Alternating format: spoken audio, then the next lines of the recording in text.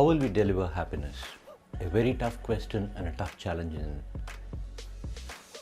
At Tiny Magic, we enjoy such a big challenge of delivering happiness, irrespective of the domain of personal or professional life. So how we go about is actually inspired by Dalai Lama. So in one of his visits to the US, he was asked a question by a waitress in a restaurant there, "So can you tell me what's the purpose of life?" He said, "That's a very simple question to answer. The purpose of life of any living being is to be happy." However, the tough question is, what will make you happy? That is a question which I cannot answer that easily. It varies from people to people, person to person, and it's highly contextual. At Tiny Magic, we believe one of the key pillars of happiness is high performance. A person or an organization or a team or a group which is able to be in a high performance mode will be a lot happier than a team which is not in a high performance mode.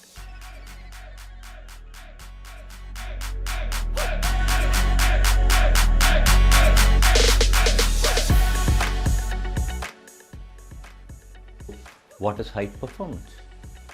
Typically, high performance is considered targets being achieved, a particular CSAT being met, or marks achieved at a school or a college level, awards being won, certifications being done, things like that. These are external benchmarks, is usually considered as high performance. These are lagging indicators of high performance. At Tiny Magic, we believe high performance is getting better on a daily, weekly, monthly basis. In whatever area that anybody wants to be good at, where they feel that they want to be good at, if they keep getting better and they switch to a mode where they are getting better continuously, then at Tiny Magic we define that as being in a high performance mode.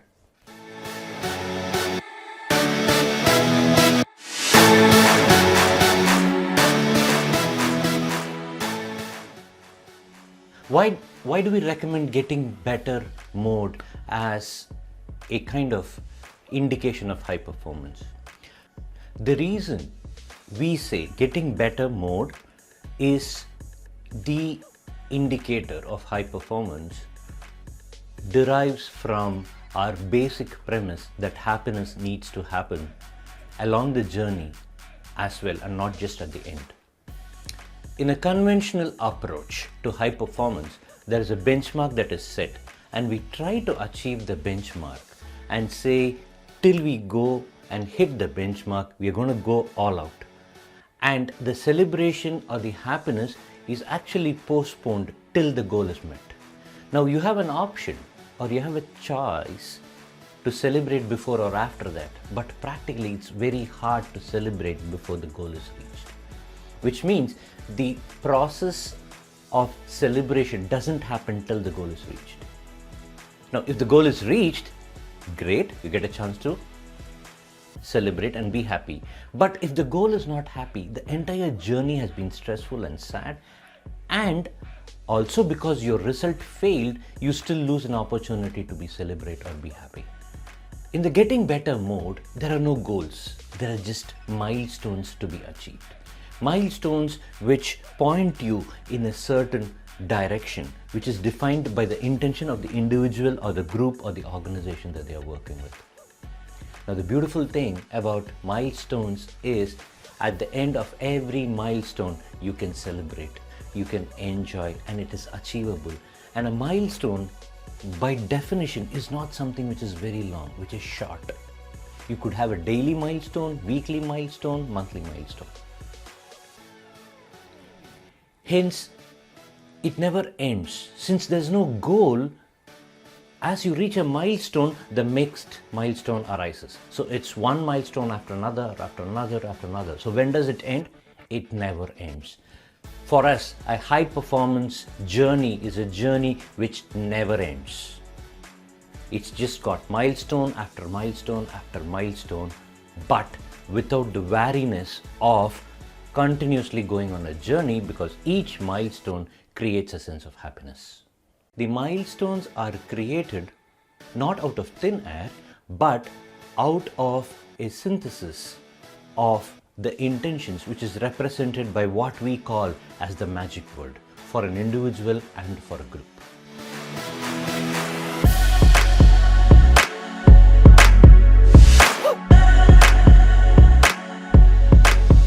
Now that we have a fair idea of what high performance is, why should it be happily achieved?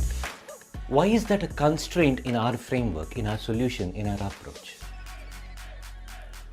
It's kind of evident from a lot of our personal experiences itself that when you want to achieve a certain goal, we have been taught to say there's going to be blood, sweat, pain, pressure, whatever. Just go through it. It's a jungle out there. You got to fight it out to get that result. So the moment we hear a word high performance, the immediate thought that comes to our, or the feeling that comes, is one of stress. The conventional approaches are like that because the goals are so high.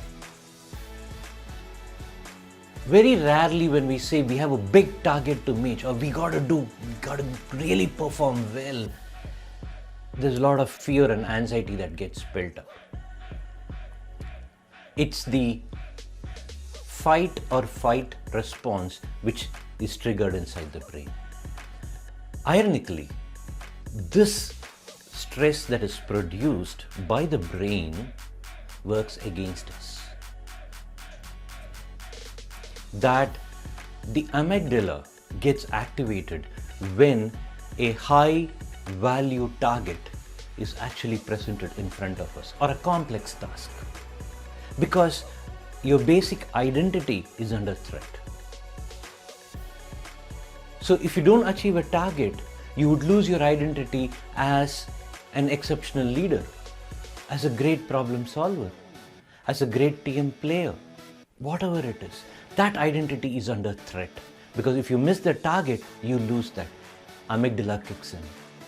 When amygdala kicks in, the fight or flight response automatically happens. And the brain goes into a protective mode, which is not suited for ideal performance. It doesn't help in creativity. It doesn't help in free flow of things. So when we try to increase high performance, it's very important to keep the brain in a pleasant flowing state without the amygdala getting kicked in.